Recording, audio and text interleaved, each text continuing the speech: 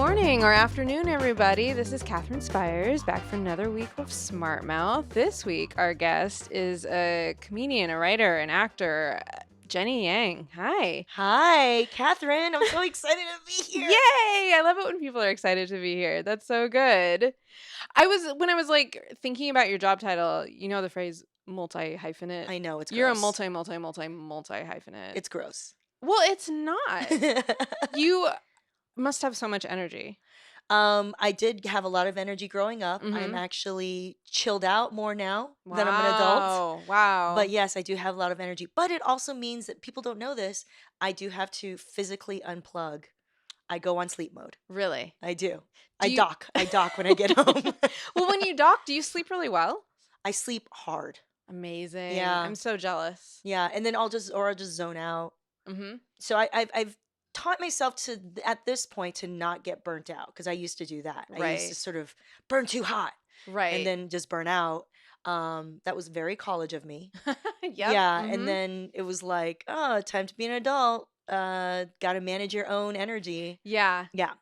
Oh man. So that's definitely the story of my life. But yeah, I would say that people have described me as high energy. Well, I mean, but it's like out of jealousy Yeah, because you get so much done I and do. you're always I'm a very around. productive person. Yeah.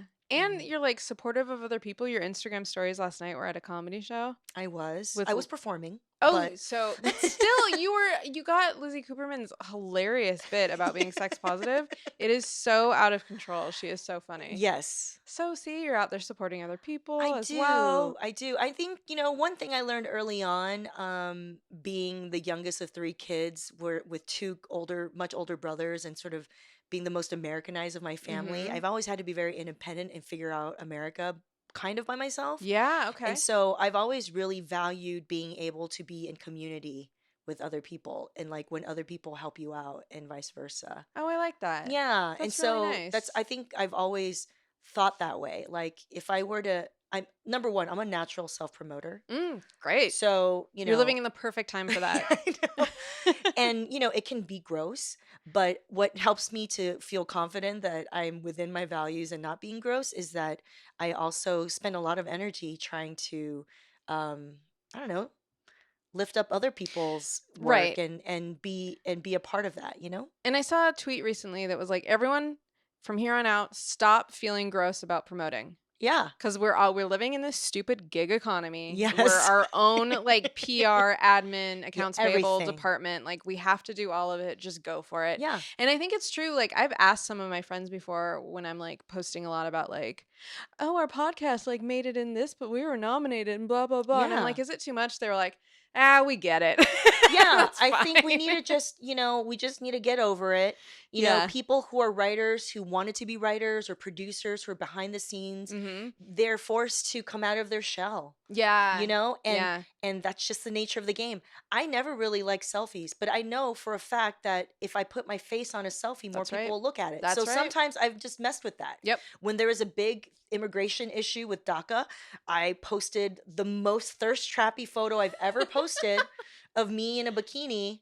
I love it. You You're know, getting your message out there. It was the only time I've ever done that. That's so awesome. And I was just like, LOL, DACA. Yeah.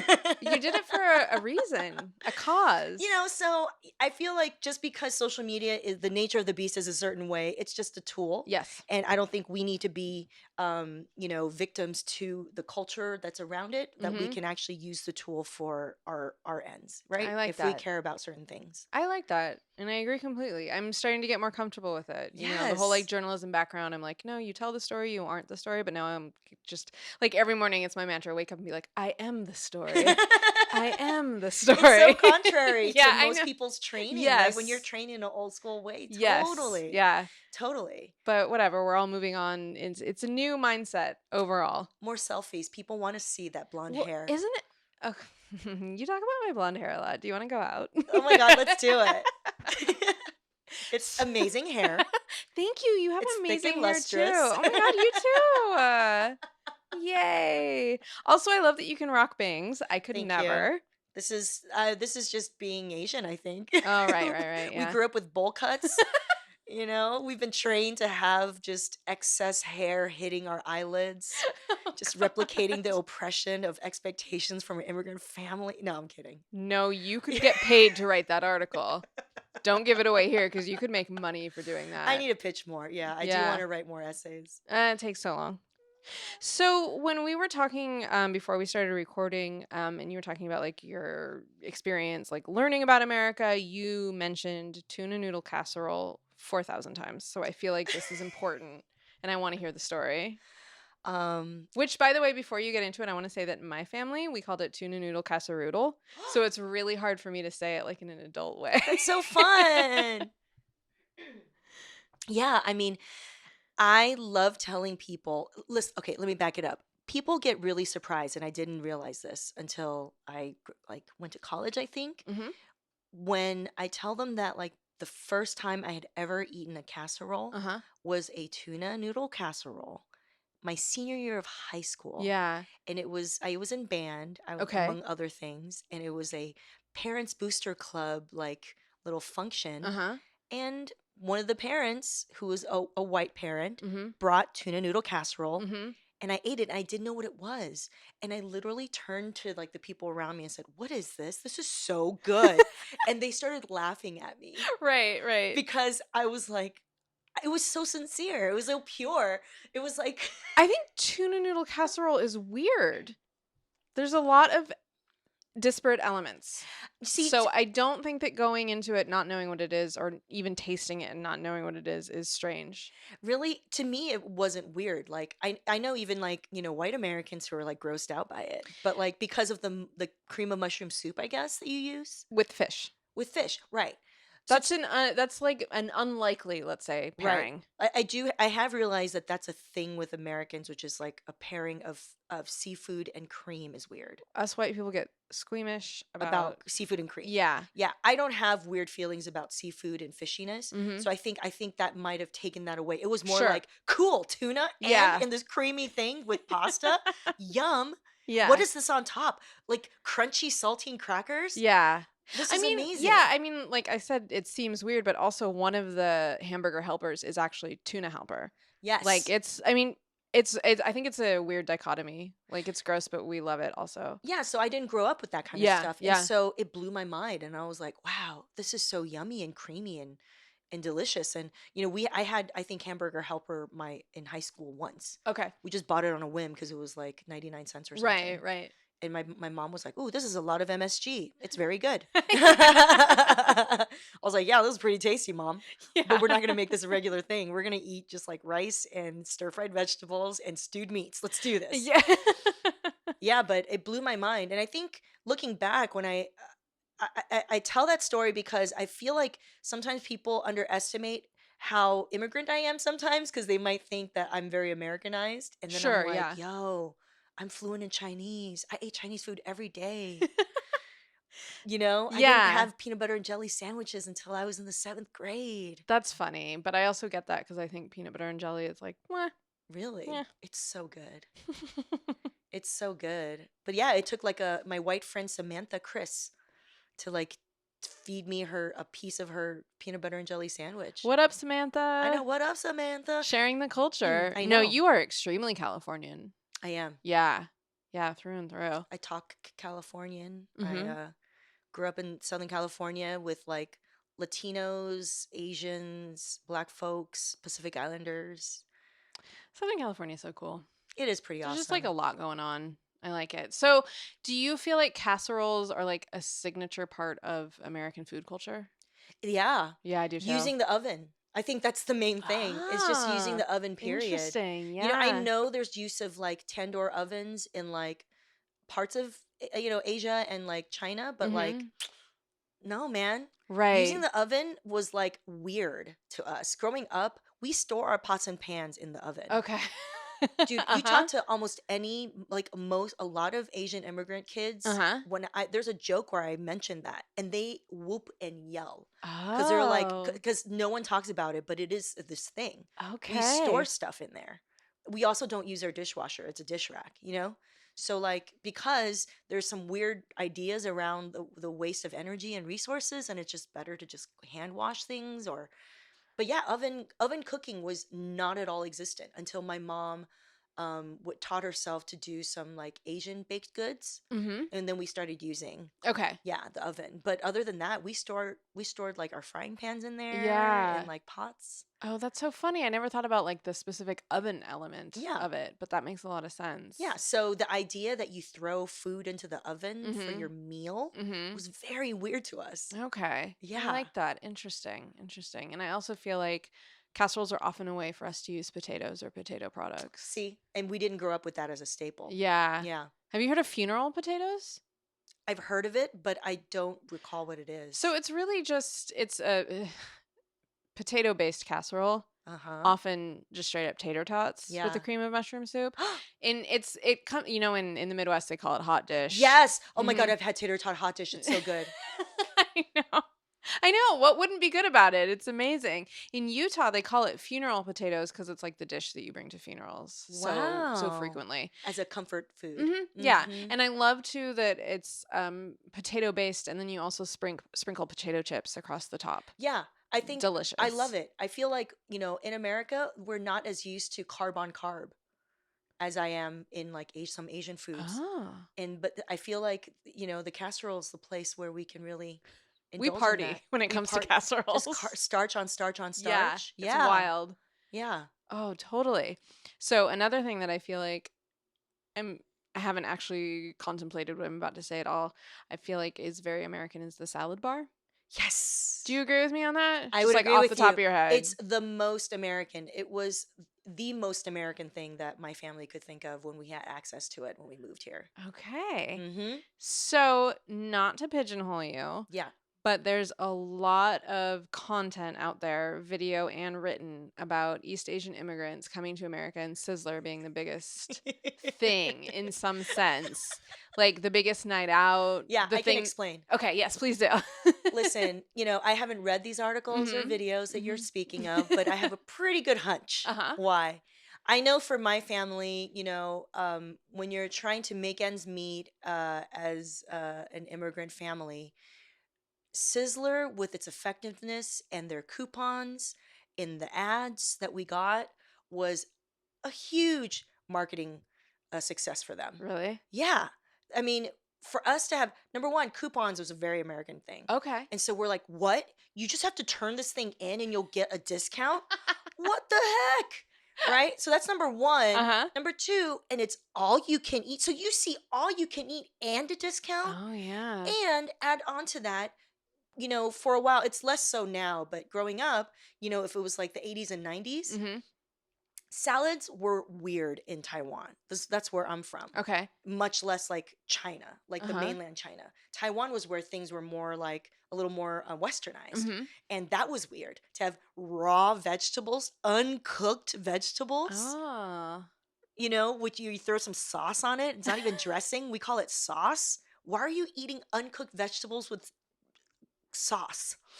But when you put it that way. you know and Yeah. so and even cheese, Mhm. like that was very novel to have Mhm. pizza in Taiwan at a certain point. Now it's super popular, but so for us, as immigrants in the 80s 90s, like, it was so novel, so American. All Okay. those three things, all you can eat, what no one is breathing down your neck telling you can't keep going. Uh-huh.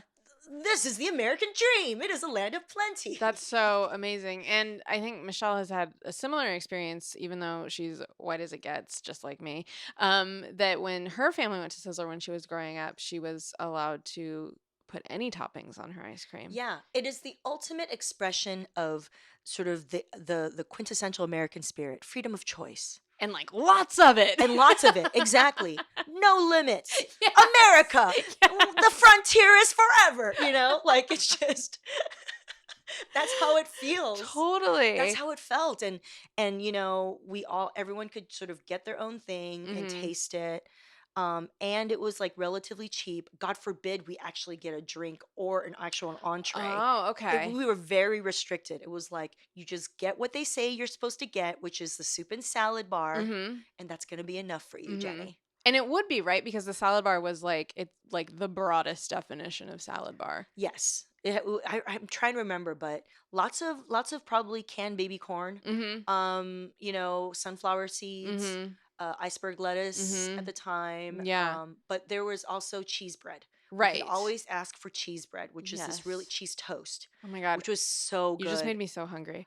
Cheese toast is super crusty, almost like Yeah. industrial strength crust on one side, and the fluffiest white processed bread on the other side, Love it. right? And you just chomp on there, and it's so satisfying because it crunched and it was like salty and just like it was almost like concentrated Parmesan with paprika on it or something. That's probably exactly what it was. Yeah, Yeah. that's what it reminded me of looking back, Amazing. where you just like, like the way that people would like bake up like those like lacy cheese cookies. Mhm. Excuse me. Yeah, that's what it tasted like, but on a little like a thin slice of fluffy white bread. So, can I show you? Remember when we were interacting on Twitter and I showed you that GIF of the Sizzler waiter presenting a Yes. plate? There's a whole industrial video that comes from. Can I show it to Yes, you? please. It's a little bit long, but the greatest hits moments are like throughout. Yeah. So, Let's do this. All across America, the song of freedom rings. The song that's growing stronger every day. It tells us when we listen to the message that it sings. Let us lift our voices. We can make the choices. We will make the most of all the best that freedom brings. Sizzler is the one who brings us choices, reaching out across the USA. All over America, a quiet revolution has been taking place. More and more, both parents are working and raising families. Life seems to be moving faster than ever, and Americans have rediscovered, are redefining what's really important in their lives. They want quality in their personal life, in their business life, in the goods they purchase, and in the food they eat. They want good, basic home cooking, quality food, and they want choices, variety, all at a reasonable price. Americans want value. Sizzler brings the choices that you've been looking for. and everyone's victorious because they've had salad bar. Oh my God, I am dumbfounded. I know. It's That- really something. The music for this 5-minute long video, which is 4 minutes too long, reminds me of that very patriotic, wannabe inspirational song, Proud to be an American. Yes, 'Cause I'm proud to be an American. absolutely. And I think it's from the same era. Yeah. And as Dave Holmes pointed out in his piece, 1991 is also the year that Scientology released that Super Up With People style video that has the that? same type of music. Oh. It was the early 90s. I'm making this up. Like, grunge was starting to happen, and the squares were really worried because grunge people were a lot like hippies, and they're like, well, we got to nip this in the bud. So they started acting like there was a war on. Well, there was a war on, the Iraq War. Yeah. So it was basically the late 60s all over again. Constantly we're trying to decimate American cultural institutions. So, Yes. the quiet revolution of Sizzler is that It's a counter revolution. It is. It is a way to give you home cooking in a busy life. Yeah. Yeah, And now millennials are ruining chain restaurants. they are. Everyone knows it.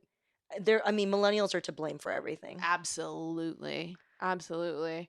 I feel like that commercial just confirmed how American I perceived Sizzlers to be. No, I think you're totally right. They Their were marketing playing it up. worked. Yes. It totally yes. worked on us as immigrants. We're like the land of plenty. Yeah. with a coupon. It, It worked. that's America summed up. So no one really knows who invented salad bars. I'm so disappointed.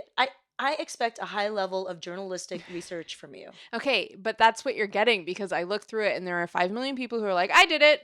And I can tell you about those people. Yeah. But there's a lot of, like, for instance, the Yellow Pages in 1951 for Illinois, they have a listing for a salad bar buffet. And this is in 1951. Wow. It was in Springfield and it was called the Cliffs. But then Merriam-Webster, the dictionary, they say that the term salad bar didn't even originate until 1973.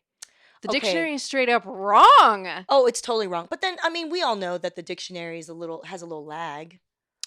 No? I think that they've caught up for sure. And also, here's another thing. I've actually gotten in a fight with other adults about this. They're like, it's in the dictionary. It's fact. I'm like, much like the Bible, good sir. Dictionaries are written by humans. Yeah. They have their opinions about things. Totally. And their biases. And so, but that's what one dictionary says and is clearly wrong. I have a guess that it actually comes from two cultural things. One of them is the military and eating from mess halls. So basically Yes. cafeterias. Self-service. Mm-hmm. Yeah. And then especially when you consider that this started in like the late 40s, 1950s, would be right when GIs were getting back and thinking of businesses to start Totally. and recreating that. And then also, this is totally unexpected, but Wisconsin, the state of Wisconsin, has come up so much more over the course of this podcast than I ever would have expected. It like low key has such an influence on culture. Wisconsin. I know. I think they do it by like just keeping their heads down. And just like they're the ringer in everything. But in Wisconsin, there's this institution called the Supper Club. And it's not an elegant supper club the way us coastal elites will think of it. It's like where people who live in a small town go for dinner. And it's very straightforward. And it's where they have relish trays. Are you familiar with relish trays? They're hilarious. So the way the Wisconsin Supper Club works is that you go in and you sit at the bar and you can actually order your food at the bar, and then they won't serve it until you get to your table. Yeah, because you have your pre-dinner drink. Yeah, and that's where apparently a lot of people think old fashions were invented in these supper clubs. Yeah. And they're in Wisconsin, they're always brandy old fashions. And they think it's like a post-prohibition, well, this is what we have, let's use it. Yeah. And that's why they add fruit and sugar to it to make it more palatable. Sure. Totally makes sense. Yeah, no, that makes total sense. Yeah. So you would sit down and waiting on your table would be a relish tray, which is a collection of vegetables. Pickled stuff? Sometimes pickled. Yeah. Yeah, so that's a big part of it. So the supper clubs existed before the salad bars. I believe that. Okay. Yes. And part of what every restaurant owner who does salad bar model is all about, like, it gives the customer a feeling that they are controlling their dining experience because it's on their timeline. Yes. Yeah. That's right. They don't have to ask anyone else to give me an extra side of cherry tomatoes. Yeah. Oh, and I'm sure it cuts down on the shame factor if you want to go back for more canned peaches. Totally. You don't have to tell anyone about it. Exactly. You know, civilized culture is you wait for everyone else to get there first before you get your seconds. But in this case, just go at it. Yeah. Freaking free for all. Yeah. No rules, dude. Totally.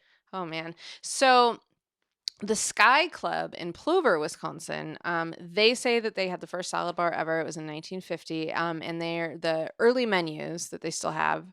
Here's the instructions, I guess, for how to eat there. Quote, all dinners include as many trips to our famous salad bar as you wish. Choice of potatoes and beverage. A whole loaf of homemade bread, garlic toast, carrot bread too.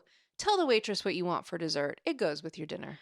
Wow, that sounds so good. I know. I'm in. I would so eat many there. breads. So many breads. Starch on starch. Yes. The Midwest. See, I could trust the Midwest to Yeah. really Yeah. make sure we triple up on the starches. Right. They just want everyone to eat well. I love it. And I believe that. I feel like if that's, if that's where we are in terms of the primary source documents, then I believe it. Yeah. Wisconsin, 1950s. Yeah, absolutely. Yeah. There's another guy who didn't start his salad bar until 1964, and this was in Florida, but he specifically said that it was just like he got the idea from the Officers Club in the Air Force. Yeah. Like, so, maybe there's parallel thinking. People had Yeah. those experiences in the military and said, we could just do this here in Yeah, America. I think so. And I bet that they were like, do it like an Officers Club, but like with a little bit better food. Yes. Would be my guess. Totally. I've never been in the military, but I understand that the food is not the draw. Right. Mess halls. Yes, exactly. That makes total sense. There's a restaurant group in Chicago. It's called Let Us Entertain You. And funnily enough, the Ryan Arnold, who has been a guest on this show talking about wine and Mongolian barbecue, he works for that restaurant group. It started in the 1970s and it still exists. Wow. They've It's really committed to that pun branding, huh? Yes, they really did. I believe that they've gone a little bit more upscale because one of their like signature restaurant at first was actually a singles bar. Ooh. It was called, get ready for this. It was like a man's name. RJ Grunts. What? Yeah. Why Heading out would to we? RJ Grunts to get laid and have some salad bar. Okay. How long did that last? Because what single hetero lady would show up at RJ Grunt's to be like, I want to come here because I want to make RJ Grunt? Ah. What? Here's the thing. I can expound on this at length, and I have, and I will. Not today, but like in life. The 1970s were the most disgusting decade in the history of the world. This is my thesis. Was that when Hooters was invented? You know, I don't actually know. I feel like RJ Grunt's. Yeah, RJ and- Grunt's, and Hooters, Hooters. same thing. Yeah. Yeah, for sure. No, but the bars really reflect that. And what's funny, okay, I'm getting ahead of myself. I'm so excited to talk about Good. how disgusting the 70s were. Yeah. So, the restaurant that really like kind of codified how salad bar restaurants should be run was a chain that still exists, I think, called Steak and Ale. Oh, I feel Mhm. like I've heard that. Yeah, for sure. It's around.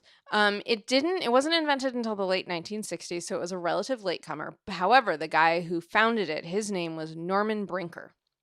And he, for better or for worse, had a lot of really interesting ideas that absolutely revolutionized American restaurants. Ooh. And it infiltrated from like low end to high end, all of his ideas. So I bring him up right now because one of his restaurant inventions was Bennigan's, Oh. which was in the 1970s, and it was started as a fern bar. Are you familiar with the term fern bar? No. Did you watch Three's Company? Oh, yes. So the fern bar, what was it called? The Eager Beaver? Eager, is that what it was? I don't Beagle. remember. The Beagle, not the Beaver. Okay. But they do that on purpose. Yeah. You see what I mean? Yeah. Because they're all these freewheeling, free-loving Yes. youngins. So the fern bars literally had ferns in them, like as a decor, Okay. because ferns thrive in low light. So they would Oh. decorate them with ferns and do that faux Tiffany glass and lots of dark wood. Oh, I'm not familiar with this whole look. Yes. And so it became like the singles scene because early 1970s was also the beginning of the era where women could go out into public spaces, into restaurants unescorted and not be considered disgusting. Right. Probably by some they still were. But, it was like a whole sexual revolution thing. So like fern bars, how unsexy can you get? But that's like people were just raring to go in the 70s. They didn't care. They're like, let's No. just slap up whatever easy Exactly. foliage Yes. will thrive in the dark. Yeah. Let's have, yeah. That's when all those drinks like grasshoppers and pink I squirrels. don't know what that is. Basically milkshakes with alcohol in them, but like not in a Oh. delicious way because that can be done so well. But Yeah. these were, I think, meant to just get you fucked up and Really not know fast. it. Yeah. Harvey Wallbangers or just orange juice and alcohol. Yeah, see, I am definitely not as I'm not as educated with the cocktails. Which I think is fine. I do think it's funny. Sometimes bars now will do like reimaginings of the 70s classic cocktails, and it's always hilarious because it's really hard to do because those drinks were not great. I mean, would you really want to drink them, you know? Yes. Well, this is also the era where like all the drinks, even like Harvey Wallbanger, like that name is gross. Was this really a person named Wallbanger? No. Obviously not, Jenny. no. Why do you even ask? Yeah. Sex on the Beach. Sex on the Beach. Okay, That's I've a heard that one. drink. Yeah. I mean, it's because of the 70s they thought they were so naughty to say that phrase That's out true. loud. Oh god, I just, I love the music of that decade. I think it was if you ever listen to the lyrics of like yacht rock songs, Yeah. they're so fucking horrifying. Oh my god. They're all about leaving your wife to bang 15-year-olds. It's Oh my God, unbelievable. no. Yes. So yeah, so I get it then. So you're drawing me into the culture. I'm seeing myself in a fern bar. That's why it was like the fresh from the sexual revolution. Yes. Women and men were like, we can be cheeky and Mhm. open about talking about sex. So let's Mhm. go to this fern bar. And Yeah. I'm gonna sidle up to the bar and say, "Excuse me, sir, I would like a sex on the beach." Exactly. So that you could be like, "Tee hee," Yes. and then wink, wink to the person next to you. yes. Let's go fuck. Yes. Yeah. Oh my god, you totally get it. Okay. You would have thrived. Obviously. You couldn't have worn a bra. That would be important. I know. though. You don't even have to wear a bra back then, right? Oh God, I think it's such a gift to wear a bra. It is. I know. If you have boobs bigger than bees, I know. mean, Or even then, man, I don't know, but that's just me. I like being strapped the fuck down. I don't like that bouncing. It's so uncomfortable. I'm learning so. I did not know I'd learn about fern Yeah, I bars went from like my bra references to you being like, I'm Souplantation. learning so much. or Sizzlers, salad bars. It's all, it's It's all American. connected. We get Yeah. sex and food confused so much, so it would make Obviously. sense. I know. Yeah, definitely. Okay, so anyway, back to old Norman Brinker. Yeah. With the Bennigans, but more famously the Steak and Ale. And he, this is among his many innovations, he was the one who had servers go up to tables and be like, "Hi, I'm Betty, and I'll be your server tonight." That was him. Really? Yeah. What? That was like his innovation. He would hire young people and have them be cheerful. Yeah. And part of that was introducing themselves because Yes. this is where you come with your family and you're Yes. comfortable here. For the hospitality. Yes, Yep. it's setting a tone and it's tricking people into believing it. Yep. So effective. A small detail, but it yes. works. Yeah. Yeah, absolutely.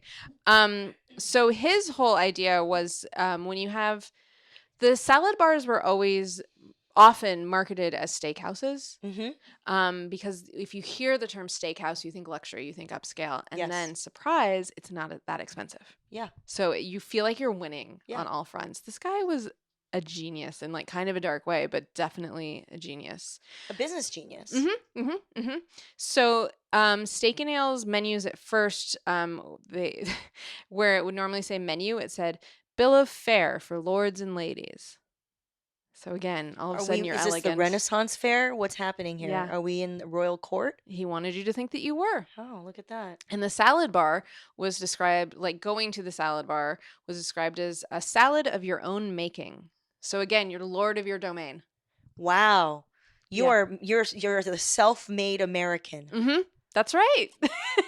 Yes.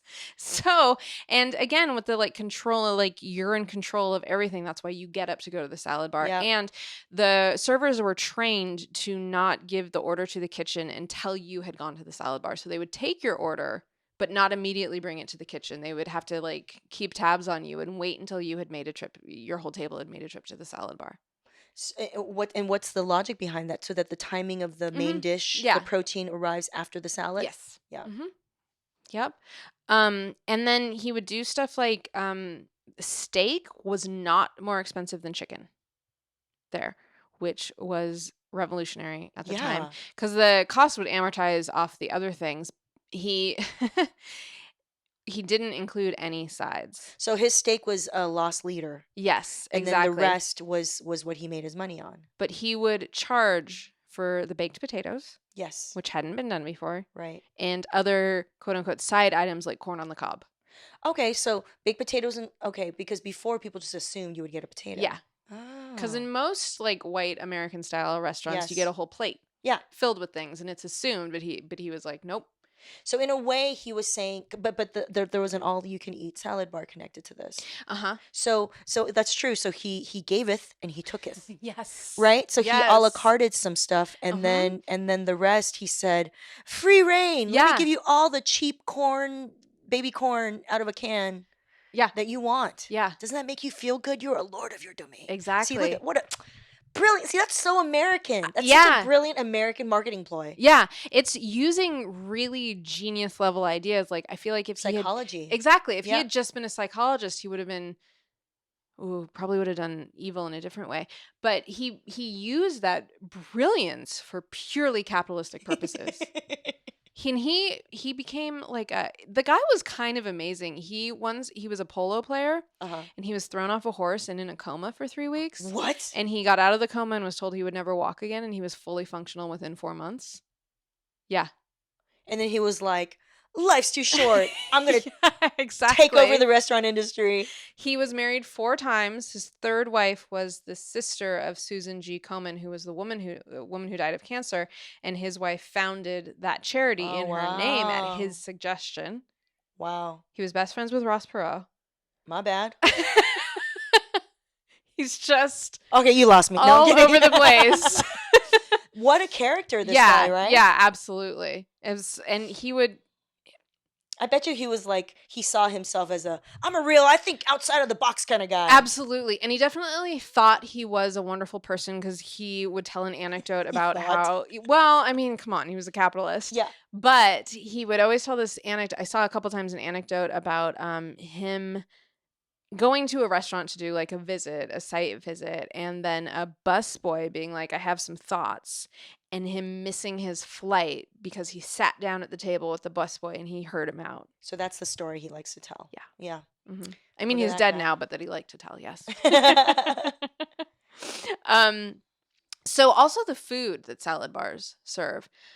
I don't know if other Americans ate canned peaches and cottage cheese together. No. Like, I don't know how common that actually was in home cooking, by the 80s and 90s. Yeah. Because a lot of these salad bars at these chain restaurants are serving kind of mid-century food. Right. And that's what it sounded like. Yeah, Mhm. completely. And they if you want to get like oh god, here's one thing that came from where did this come? Oh, from Sky Club. They apparently originated the goblet salad. The Midwest loves to call everything a salad. It's ground gizzards with sour cream and parsley. That's it. It's a real delicacy, apparently, from the Sky Club. You're so upset. It's just a little disturbing. Cheese spreads. Not cheese, but cheese spread with saltines. And then Watergate salad. What's Also known, Watergate salad? It's also known as green stuff. It's pistachio pudding with various nuts and fruits and sour cream inside Pudding of it. as in what kind of pudding? Like Jell-O pudding. What? Yeah. Pistachio pudding with Canned pineapple, sometimes actual pistachios in it, or maybe walnuts. You put some sour cream in there, you mix it up. I'm sorry, are you not familiar with Jell-O salads? No. I mean, I feel like I've seen it across the internet. Yeah. But I'm just trying to imagine all of this. I wonder why they called it a Watergate salad. I think it's actually a thing where it existed before it was named that. Oh, yeah. My best understanding of it is that this is a thing people ate, and then a woman published a cookbook that had it in it, and she published it in like 1975 Yeah. or whatever, and she was like, Watergate salad. Yeah. Because it's all about branding. So yeah, it's like, a lot of mid-century stuff. Because when I think about it, my favorite current salad bar is Souplantation Sweet Tomatoes here in California. And they still serve cottage cheese. Yeah. Who's eating the cottage cheese? I mean, I don't know. No one is eating cottage cheese anymore. I've never been able to eat cottage cheese. I can eat cottage cheese because my Mexican-American friend taught me that they ate it as a snack with Doritos, nacho cheese Doritos, as a dip. As a dip, I feel like I'm leaning into it a little It's bit more. so good because it just amplifies the nacho cheese flavors into a creaminess. And that's what you want. Dude, I'm telling you, that's like weird immigrant combo food that I have definitely shared with some of my friends. I love it. That's like one of them. Okay. Yeah. That I get. A thing that you'll see when you're reading old like newspaper articles about salad bars, they keep talking about the croutons. Okay. I can't figure out if salad bars invented croutons and people were totally freaked out by them, or that can't be it, because croutons are just a vehicle to use up bread that would have otherwise gone stale or had gone Right. stale. So maybe it was the salad bar that promoted it as a tasty I mean, thing. I guess, because I can't find like an explanation of it. It's just that if you read an article like talking about like the new restaurant in town is the salad bar, it's like, and they've got croutons. It's like, Whoa. so exciting. It's a mystery to me. Fascinating. Maybe it was just so new. Yeah, I mean, I guess I couldn't figure that one out. That one's, if anyone knows, let me know. But I mean, maybe it is true that the salad bar industry kind of invented the crouton. Maybe Small croutons, maybe, but panzanella is Sure, Italian that's bread Italian, salad. yeah. But that's soaked up, right? It's kind of mixed in, no? Yeah, but that happens with homemade croutons too. That's true. If you get the store-bought, you got to coat them in all the that's preservatives. true. So maybe it was their way. Maybe panzanella was only specific to maybe Italian Americans. Yeah, but, maybe. But it was up to someone from Wisconsin to say, I'm going to do a salad bar. Yes. And guess what? We're going to make this very economically viable. We're going to take our leftover breads, because we serve 5 different kinds. Yes. And we're going to make it into croutons. We're going to market it as a total delicacy. That sounds Why not? totally logical. Yeah. Yeah, absolutely. Speaking of Souplantation, that's actually from California. Yeah. Yeah. Oh, San I'm Diego. familiar. It was started by a bartender in 1978. Oh, get out, bartender. You go ahead with yourself. I know. Okay, bartender. I like that that's part of the research lore. Well, that let this me person tell was a you, bartender. it was important to me to include that because I would bet you $5 million that he worked at a Fern bar. Because I just feel like there's such an overlap between salad bar culture and Fern bar culture. Maybe it's just bar culture, no? I mean, I guess I just, it's me. I have a hang up about the 70s. I'm like, so. What's your hang up about the It's Do we need to explore just this? the This is fact a that food- it's so This disgusting. is a food podcast, but I think it's time for us to interrogate your latent feelings toward the 70s. All I can say at first glance, I know that I started becoming obsessed with the 70s when I was in like 5th grade, and it was through disco. Yeah. I love disco. I'm a huge fan. Yeah. And then like in my 20s, I think that the term yacht rock, you're familiar, Yes. right? Like it's a backdated thing. I think that the term yacht rock came about when I was in my early 20s. Yeah. And so through the term, I became familiar with the genre of Yeah. music. So like 70s to early 80s, I am all about it. Yeah. But my love for it, it's like loving a person. I recognize its flaws. Yes. And I just... And then if you go back to the 60s, I think the sexual revolution was a complete lie. Yeah. It was a trick. And the 70s was like the fallout of it. And just everyone was being horrifying. Yeah, I feel like this is the topic of a totally different podcast. I know. You should start another one just about My issues. with the 60s, 70s, and 80s. Yeah. The culture wars. Right. The oldies, greatest hits, and Catherine's feelings about them. I know. No, but I mean, it is. I mean, food is part and parcel with the culture of the times. Mhm. So I think it only makes sense. I'm sure your hunch about the connection between a fern bar and the salad bar is probably on point. Well, the fact that, Souplantation actually comes from Southern California means that there's a higher probability that someone who was involved with its creation has listened to this podcast, because a lot of our listeners are in Southern California, Yeah. unsurprisingly. So if anyone wants to call in and be like, he was not, then let me know. But his name was Dennis J. If What up, Dennis J? Yeah, if anyone knows him, I don't know if he's still alive or what, but I would love to know more about it and meet him if he's still around. Yeah. My God. Yeah. Unbelievable. It's also funny that it's called Souplantation only in California. And Only in Southern California. is it called Sweet Tomatoes It's in Northern sweet California? tomatoes in Central California and north of us. See, this is one of the reasons why people think Southern Californians are stupid. Because we're so like airy Yeah. that we don't even know when something's problematic. Oh, totally. No, I grew up with Souplantation in Yeah. Torrance, and we Mhm. would go after volleyball games with my team, with my family. To this day, it's the only real Western food other than Islands Burgers that my mom and dad will go to. That's not Chinese food. Amazing. So I'll take them all the time with Yeah. a little discount. The discount, of course.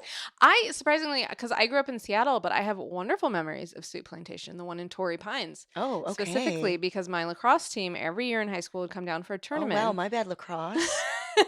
And every day after a full day, teenagers, Yes, lacrosse, 90-degree weather, totally. we would go to Souplantation and just fuck shit up. Yeah, you just crush the bar. Yes, Oh, yes. totally. I'm sure we were so upsetting when the employees saw us coming, Totally. run for the hills. Totally. We did that with our summer double workouts for Yeah. volleyball. Yeah. And then we go just sweaty and just hormonal and Oh just my God, I forgot about that. We must have smelled so bad. yeah, just pheromone cloud just infecting Jones Yeah. broccoli madness. Yeah, you yeah, know? yeah.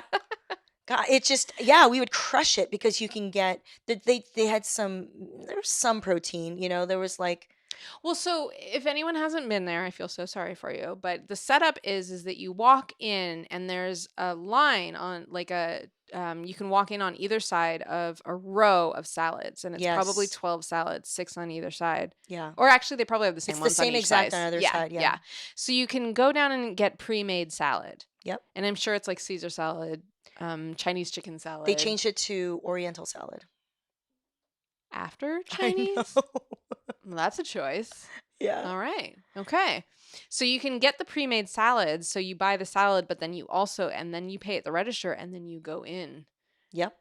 to the actual salad bar where you can make your own salads. But please, by that point, you're getting pizza. Yeah. You're getting breadsticks. Muffins. Muffin. Oh my God, the Brownies. corn muffins. Their muffins are so good. Oh, I forgot about those. And I take literally 6 different soup bowls on a tray. yes. I'm always getting the clam chowder, always getting the deep house kettle chili. You got to have a sampler, soup Yep. sampler. The And chicken then- noodle soup with just the soup, Mm-hmm. the broth. They've been innovating on their minestrone. Have they? They have been variations on the theme of. Sometimes they've experimented with an Asian ginger chicken broth. Oh, say. That the Yang family was very impressed by. Oh. Yeah. That's a good They have endorsement. taken away the bacon bits because they realized people were overloading with bacon. Oh my God, I bet And it that was costs expensive. a lot. Yeah. Here's where I think, well, whatever, we did damage the whole way, but I think in my lacrosse team, and it was the boys' lacrosse team too. Yeah. This was a lot of teenagers at once, but they've got the frozen yogurt. Yes. So And then at the end, there's some fruit maybe. There's some cottage cheese and jello. But no, you're really there for the soft serve. yeah, and you just Self-serve go soft back, serve. get that swirl Get the swirl. I put as it many on, times as you want. I put it on a brownie. Bunch of nuts. My God. Listen. You know what's up. When you decide to take a citizenship test and commit to really embracing what it means to be American, Yeah. you go all the way. Yeah. You know? Yes. And so Souplantation, man, there's so many hacks. There are full blogs about this. You know, that's totally right. Being a citizen isn't just about knowing what the three branches of government do. No. It's about friggin' chain restaurant hacks. Yeah, and it's about what are the proteins that they're putting on the side that you can overexploit to the point where they decide to pull it away because you've messed up their business model. Bacon bits are bits for a reason. It's not your main protein.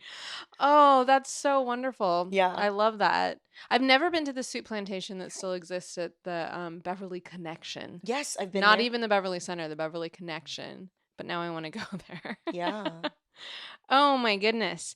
There were other salad bars that would do so, like Souplantation, it has the pre-made salads and then the everything.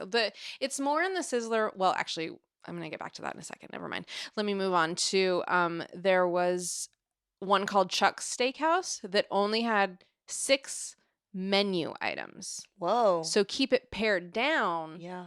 Go nuts on the salad bar. Yes. Very specifically. It's set out to do that. Yeah. The only side that you could get for your meat was baked potato. Yeah. Mm-hmm. You know, Roy Rogers, the chain of fast food restaurants, I've heard it's about more of them. an East Coast thing. Yeah. And this is like where the salad bar model starts to like move into different directions. So what you would do, you get a hamburger, a cheeseburger, a chicken burger, or a roast beef sandwich. Yeah. And you move your tray down a line and you pull it out of a group, like wrapped in foil. You pay for it. And then you go to the Fixins bar. To customize your own fixins. Yes. But here's the thing. People would use that as a salad bar. This was not the intention of Roy Rogers himself or subsequent owners, but people would just like make a little salad out of all the toppings, all the fixins, excuse me. Yeah. So when Sizzler started, it was like, we serve you meat and potatoes and there's also a salad bar. Yeah. But by the early 90s, salad bars were really buffets. Yes. They'd really switched. Totally. Really not anything salady about them, really. No, there was all this other stuff. Yeah. Yeah. Yeah. So the New York Times wrote an article in 1994 by Florence Fabricant, who is still with the paper. Oh, yeah. Legendary. It was about salad bars, and the first sentence was, "The salad bar has bent the meaning of salad entirely out of shape." That's a good quote. Yeah, for sure. I mean, but then didn't the Midwest already do that with the term salad with their Jell-O and stuff?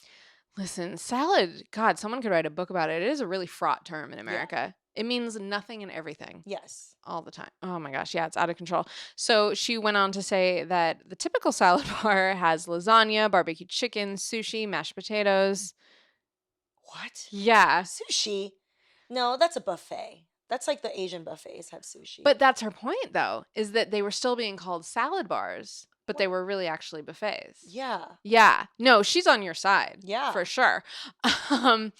And one place called Manja sold 3,000 pounds a week of salad bar items. Yeah. They sold them for $6 a pound. It would probably be like $20 a pound now. Oh, 'cause this was in wow. 1994. Yeah. Yeah. They were just taking over. Okay. And the the Sizzler informational video that we just watched. It was mostly shots of people standing around the like 4 different quote unquote bars. Yeah. Italian bar. They Yeah. had it like down to different nationalities, the dessert bar, etc. It really was like a buffet restaurant that they were calling a salad bar, maybe to make it seem healthier because Yeah. they had never changed the name. They didn't want to switch from salad bar to buffet, whatever. Okay, was it the same article? All I have is the same year as the New York Times article. I think it was the same one. Yeah. It ends with some quotes from research consulting companies, Yeah. marketing consultancies. One guy said, "The whole health thing of the 80s is over. The lean cuisine has been replaced by double cheeseburgers and extra rich Haagen-Dazs ice cream." So funny to me. Man, these forecasters, they just need to declare a change so they can get paid. No, absolutely. Absolutely. And then another person from an industry magazine called Restaurants and Institutions. So the most amazing thing, this is like so rude. As the population ages, they have resigned themselves to gaining a few pounds. The hell is this? So they were just making shit up about the fact that, salad bars had so many options on it. And they were like, everyone's just a fat fuck anyway. That's all it is. And I just think Let's that's just give them what they want. Yeah, exactly. Okay, in retrospect, I think that's so wild for a couple of reasons. One of them is that looking back to the 90s now, we're like, man, you people were afraid of fat. Yes. It was anything but. Also, they were so afraid of fat, but now we're coming around to the idea that it's actually sugar that's bad for you and I fat is know. fine. Right. So the idea that people are being like, oh, they just didn't care. They'll eat fat. They're like, oh, good. Yeah. I mean, that we know now that that's probably actually a good thing. And in fact, it's not what they were doing in the 90s. No. That the 90s I feel like was when they thought, "Oh, if it has 0 fat, it's okay, right?" Yeah. So carbs are fine. Yep. Yeah. Preservatives, Mhm. all kinds of sugar, Snackwells. I know Snackwells. I remember Unbelievable. Snackwells. I know, It right? was just all like sugar Yeah. and 0 fat. Mm-hmm. Ugh. Mm-hmm. Sometimes I don't understand. I think about my grandma in this context a lot because she was always worried about getting fat. So she would always eat low fat and then still be worried about how she'd gained weight. It's Yeah. like, well, so stop eating the low fat stuff. You know what? We're not going to be able to solve America's problems. That's all I want. I don't know why it's so hard. You know, the salad bar buffet is a beautiful thing. Mm-hmm. You know, the concept has spread across the world. Oh, do you know you're going to be able to guess this, the only country in the world where Sizzler is growing as a company? Where? China. Yeah. See? Yeah. China, basically, here's the thing. I experienced what it was like to be a little immigrant girl coming to America and sort of being a fish out of water and encountering Western American things and abundance. Mm-hmm. I am only imagining what it's like to be now in mainland China, encountering that at hyperspeed, Yes. essentially. And it's really scary to me. No, it would give you whiplash. It's so intense. Like, just I came when I was 5 years old, but I still remember these sort of fresh feelings and like the cultural dissonance, of encountering Western food and Mhm. culture. Mm-hmm. And I still remember that. I was the one that was the center of my story, but it was America that was weird. Yeah. So yeah, you cook casseroles in ovens. That's weird. You eat peanut butter and jelly together. Ugh, that's weird. Yeah. Y'all have freckles. What is that? Like it's just Yeah. like all these different things. Yeah. But I love that. It's good for people who haven't ever moved to a different country to remember that like our shit is weird too. Exactly. I mean, it really is just who's telling the story. Yeah, exactly. Totally. Who gets to tell the story? Yeah. But yeah, I mean, Looking from the outside in, salad bars are bonkers. oh, insane. Yeah. They're so indulgent. Yeah. They have a misleading name.